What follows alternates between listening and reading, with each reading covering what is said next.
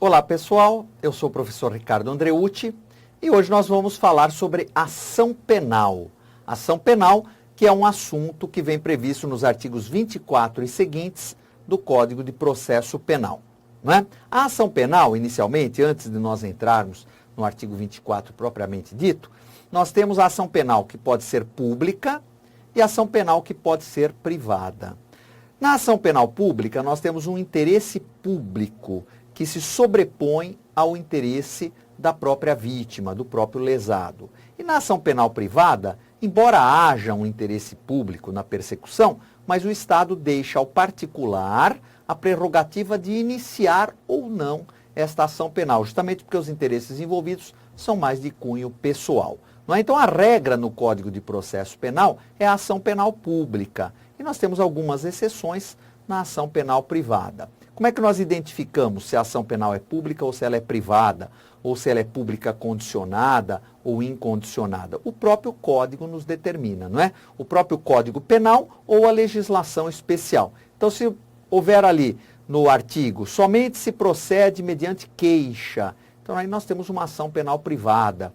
Se no artigo estiver lá, somente se procede mediante representação, aí nós temos uma ação penal pública condicionada à representação. E se nós tivermos somente se procede mediante requisição do ministro da Justiça, aí nós temos uma ação penal pública condicionada à requisição do ministro da Justiça.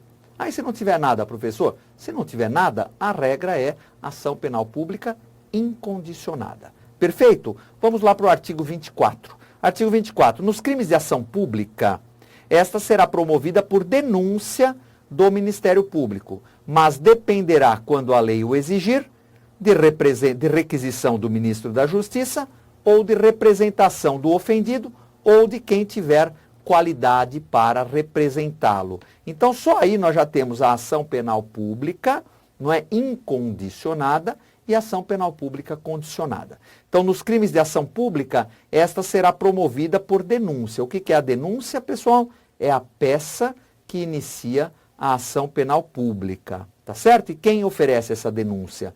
O Ministério Público. Mas essa denúncia dependerá, então ela é condicionada, quando a lei o exigir, porque aí a lei tem que exigir, ou de requisição do ministro da Justiça, que são alguns casos que nós temos lá no Código Penal, ou de representação do ofendido ou quem tiver qualidade para representá-lo. Perfeito? Então nós temos aqui crimes de ação penal pública condicionada e crimes de ação penal pública incondicionada. Quer a ação penal seja pública condicionada, quer a ação penal seja pública incondicionada, ela sempre vai ser iniciada por meio de denúncia. Perfeito? Denúncia escrita e subscrita pelo órgão do Ministério Público. Vamos seguir. Parágrafo 1º. No caso de morte do ofendido, ou quando declarado ausente por decisão judicial, o direito de representação passará ao cônjuge, ascendente, descendente e irmão, que a gente chama de CAD, né, para gravar a sigla CAD, cônjuge, ascendente, descendente e irmão. Então, no caso de morte do ofendido, ou quando declarado ausente por decisão judicial, então aí ele não vai poder oferecer a representação se a ação penal for pública condicionada à representação do ofendido. Ele morreu, ele não pode oferecer a representação. Então, quem pode oferecer a representação por ele? Então, diz o artigo 24, parágrafo 1º, o direito de representação passará ao cônjuge, ao ascendente, ao descendente ou ao irmão. Perfeito? Nesta ordem aí. Parágrafo 2º. Seja qual for o crime, quando ele for praticado em detrimento do patrimônio ou interesse da União, do Estado e do município, a ação penal será pública. Tá? Então, qualquer que seja o crime, se ele for praticado em detrimento do patrimônio ou interesse da União, do Estado ou dos Estados ou dos municípios, então a ação pública, a ação penal, melhor dizendo, será pública. Tá certo, pessoal? Pública incondicionada. Perfeito? Perfeito. E se ela for pública condicionada nas hipóteses em que a lei admite? Aí nós temos o artigo 25. Aí, obviamente, que o ofendido ou seu representante legal, na ação penal pública condicionada à representação, justamente se é condicionada a uma representação do ofendido, ele que vai ter que apresentar essa representação. Ele pode se retratar da representação, então está escrito aqui, a representação será irretratável depois de oferecida a denúncia. Então, cuidado com questãozinha que envolva isso num concurso. Não é? Ele diz assim, o sujeito pode se retratar da representação? Pode, até o oferecimento da denúncia, não é o recebimento. Porque ele diz o seguinte, a representação será irretratável depois de oferecida a denúncia. Então, quem oferece a denúncia é o Ministério Público. Quem recebe a denúncia é o juiz. Tá? Então, o MP ofereceu a denúncia, já não pode mais se retratar da representação. Até o oferecimento da denúncia, então, ela pode sim ser retratada, esta representação. Ela será irretratável depois de oferecida a denúncia.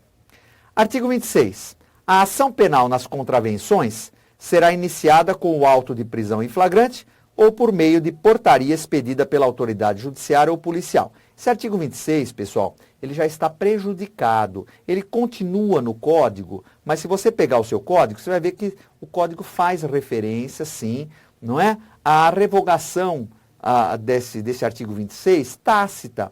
Esse artigo 26, ele não foi recepcionado pela nova ordem constitucional.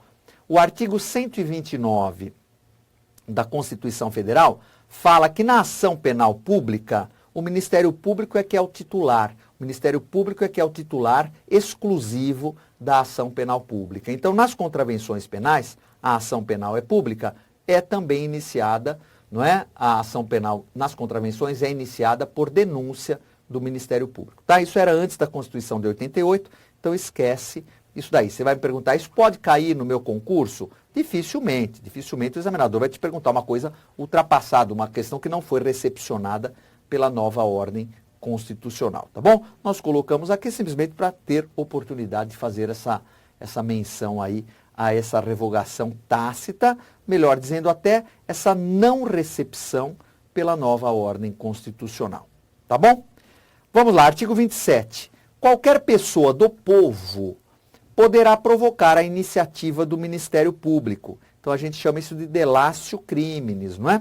Qualquer pessoa do povo poderá provocar a iniciativa do Ministério Público nos casos em que caiba ação pública, fornecendo-lhe por escrito informações sobre o fato e a autoria, e também indicando tempo, lugar e elementos de convicção. Então qualquer pessoa do povo poderá provocar a iniciativa do Ministério Público nos nos casos em que caiba ação pública, fornecendo a ele, Ministério Público, por escrito, tá, informações sobre o fato e a autoria, indicando tempo, lugar e elementos de convicção. Por isso que a gente fala que o inquérito policial é dispensável. É uma característica do inquérito policial. O inquérito policial é dispensável. Por que o inquérito policial é dispensável? Porque a ação penal pode ser iniciada sem ele. Nas hipóteses, por exemplo, em que qualquer pessoa do povo provocar a iniciativa do MP, oferecendo a ele elementos que possibilitem o início da ação penal. Tá certo, pessoal? Tudo bem até aí? Artigo 27, tranquilo. Artigo 28.